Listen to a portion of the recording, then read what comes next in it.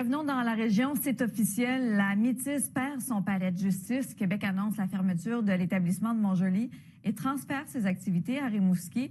Le ministre Simon-Jolin Barrette justifie ce choix par des préoccupations de sécurité. Martin Brassard est allé aux réactions. D'abord, cette annonce de fermeture n'est vraiment pas une surprise. Plusieurs enjeux de sécurité étaient remarqués, et ce, depuis plusieurs années déjà. La CNSST également nous recommandait de faire des travaux qui étaient majeurs et les lieux ne sont plus sécuritaires.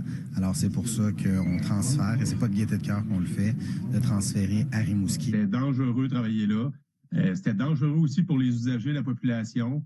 Tous les partenaires le trouvaient aussi, que ce soit la détention, le DPCP ou le personnel de cour, c'était risqué pour eux autres. À partir de demain jusqu'au 3 février, les services offerts à Montjoly seront progressivement transférés vers Rimouski. Il n'y aura pas de délai supplémentaire parce qu'il faut comprendre que déjà, l'ensemble de l'activité de la cour partait de Rimouski pour s'en venir à Montjoly, notamment les détenus. Les détenus partaient de la prison de Rimouski pour s'en aller à Montjoly. Là, ça va être plus simple, notamment par le fait que les procureurs, les détenus.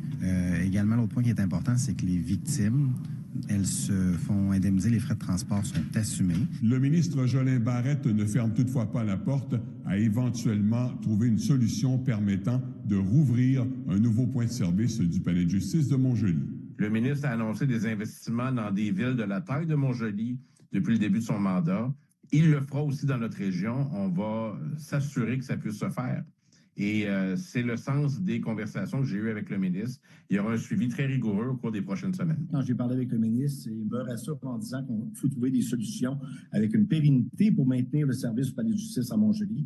Donc, on va y travailler avec le gouvernement au cours des prochains mois. Précisons que les victimes pourront toujours rencontrer les intervenants du Centre d'aide aux victimes d'actes criminels qui reste toujours accessible sur la rue Lindsay. Le CAVAC, le Centre d'aide aux victimes d'actes criminels à Montjoly, ont toujours un local au centre-ville. Donc, les intervenantes vont continuer de rencontrer les victimes à Montjoly directement. Martin Brassard, TVA Nouvelles, Montjoly.